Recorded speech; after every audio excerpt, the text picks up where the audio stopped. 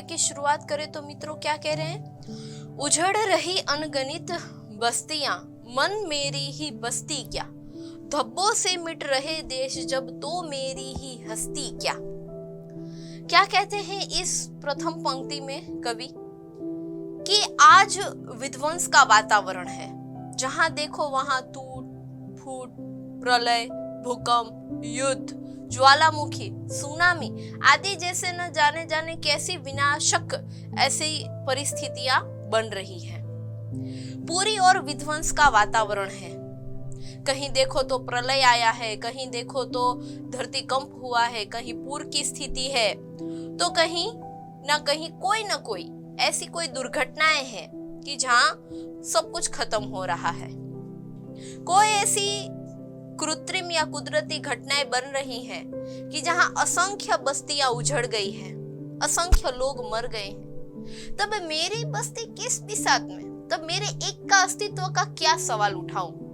जहां पे सैकड़ों लोग मरे जा रहे हैं, वहां पे मैं अपना क्या सवाल उठाऊं? ऐसा कवि कहते हैं। जब धब्बों की तरह देश मिट रहे हैं तो मेरा अस्तित्व बहुत ही तुच्छ है। पूरा देश जहां पे उड़ जा रहा है, जहां उसका नामो निशान मिट जा रहा है, वहां मेरे एक का अस्तित्व क्या है? तुच्छ है। वह मिट जाए तो क्या आश्चर्य, अगर मैं मर जाऊं या मेरा अस्तित्व मिट जाए तो उसमें कोई आश्चर्य की बात नहीं है, क्योंकि समग्र दुनिया में न जाने कितने सैकड़ों लोग रोज मरे जा रहे हैं। तो मेरे एक से तो ऐसा कुछ फर्क पड़ने वाला नहीं है। तो इस तरीके से प्रथम पंक्ति में कवि कहते हैं कि जहाँ पे असंख्य देश, असंख्य लोग मर रहे हैं, तो यहाँ पे मेरा अस्तित्व तुच्छ है, उसका कोई मोल नहीं है। फिर कहते हैं कि बरस रहे अंगार गगन से, यानी कि कहीं बारिश इतनी हो रही है गगन से, तो जो कहते हैं पूर की परिस्थिति आ रही है। कहीं पे धरती लपटे उगल रही है, यानी कि भूकंप आ रहा है, ज्वालामुखी आ रही है। निगल रही जब मौत सभी को जब निगल रही है, अपनी ही क्या जय कही, दुनिया भर की दुख कथा है, मेरी ही क्या करुण कथा। कहते कि दुनिया भर के लोगों को दुख है, एक मेरी ही करुण कथा नहीं है।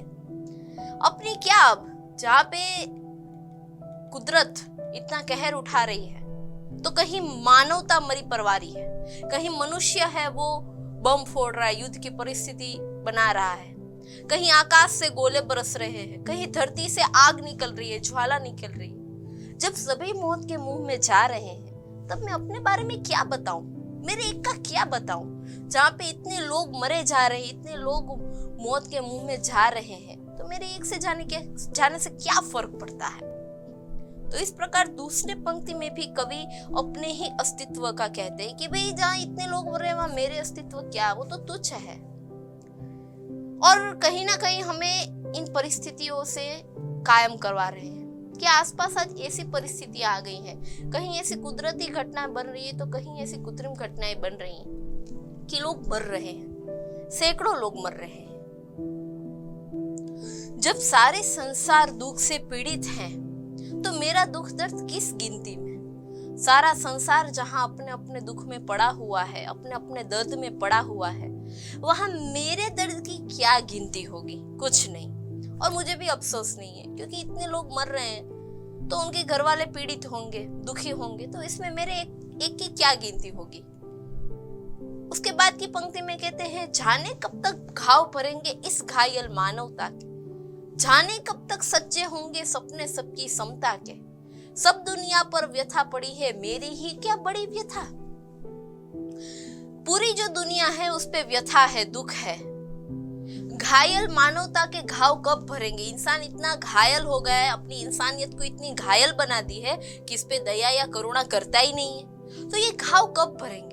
लोगों के बीच में जो दुश्मनावट है वो कब भरेगी, यह कोई नहीं जानता।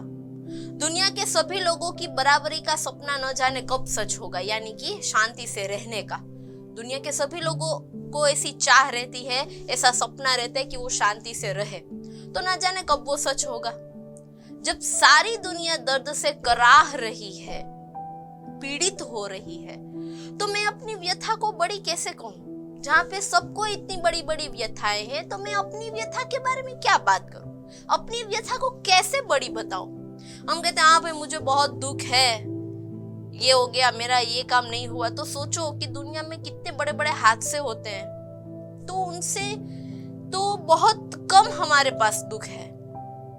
न जाने वो लोग कौन सी परिस्थितियों में से निकलते हैं। तो जब भी हम दुखी होते हैं तो कभी यही कहते हैं कि जो हमसे ज्यादा दर्द से पीड़ित है आप उनको देखिए, तो आपको अपना दर्द जो है, दुख जो है, वो तुच्छ लगेगा। तो इस प्रकार इसमें भी यही बात करते हैं। फिर कहते हैं उसके बाद की पंक्ति में, खौल रहे हैं 7 समंदर, डूबी जाती है दुनिया, ज्ञान था लेता था जिससे गर्क हो रही है वह दुनिया, डूब रही है वह सब दुनिया, जब मुझे डूबता गम तो क्या।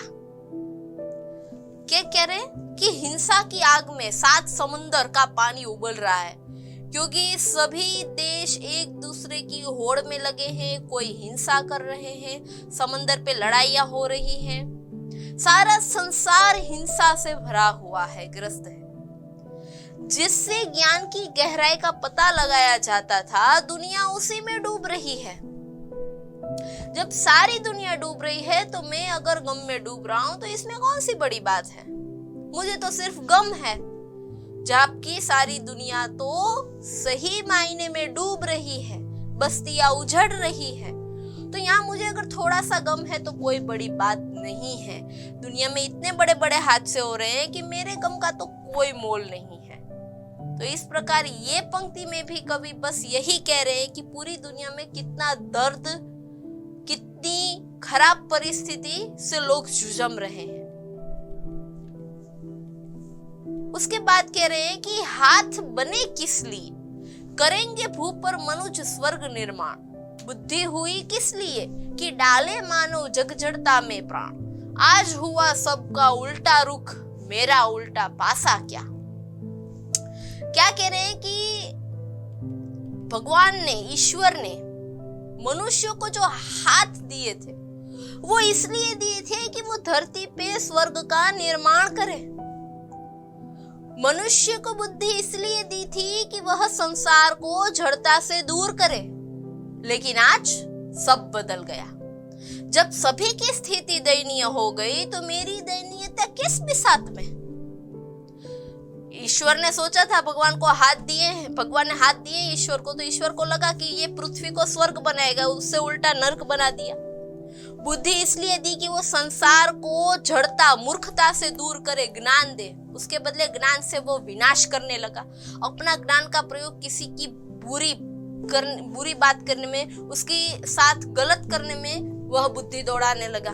विनाशक परिस्थितियां जो आज हम देख रहे हैं वो किसी की बुद्धि का ही परिणाम है। लेकिन सब उल्टा हो गया।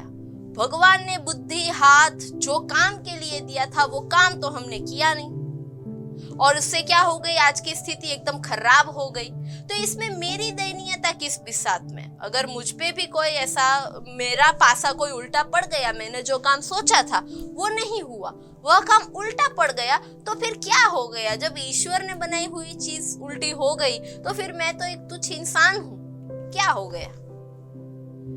उसके बाद कहते हैं कि मानव को ईश्वर बनना था, निखिल सृष्टि वश में लानी, काम अधूरा छोड़ कर रहा आत्मघात मानव ज्ञानी, सब झूठे हो गए निशाने, तुम मुझसे झूठे तो क्या।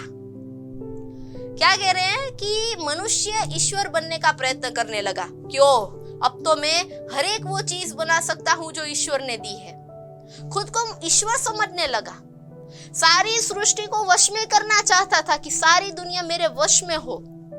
लेकिन वह काम उसने बीच में ही छोड़ दिया और ज्ञानी होकर भी आत्महत्या की प्रवृत्ति में लग गया, क्योंकि वो असफल हो गया। उसे उसका ज्ञान कहीं काम न आया और ज्ञानी होने के बावजूद उसने आत्महत्या करने में वो लग गया। कहीं पे भी अगर वो फेल हो जाता है, निष्फल हो जाता है, आत्महत्या कर लेता है। क्या इंसान, कहाँ तो ईश्वर बनने का प्रयत्न कर रहा था और कहाँ तो आत्महत्या करने लगा। जब ऐसे ज्ञानी आत्महत्या करने लगे तो मेरे निशाने चूक गए, तो इसमें और क्या हो सकता है। अगर इतने बड़े ज्ञानी होकर भी इंसान को आत्महत्या करनी पड़े तो वो तो ज्ञानी थे और उसके निशाने सही न लगे। मैं तो इतना ज्ञानी भी नहीं हूं, अगर मैं अपना निशाना चूक गया तो इसमें क्या हो गया। अगर इतने बड़े बड़े इंसान अपना निशाना चूक सकते हैं तो मैं चूक गया, उसमें क्या हो सकता है।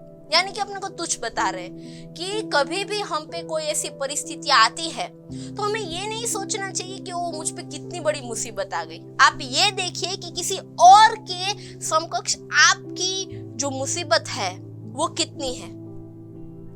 फिर कहते हैं एक दूसरे का अभिभव करे रचने एक नए भव को, हे संघर्ष निरत मानव अब फूंक जगतगत वैभव को, तहस नहस हो रहा विश्व तो मेरा अपना आपा क्या कह रहे हैं?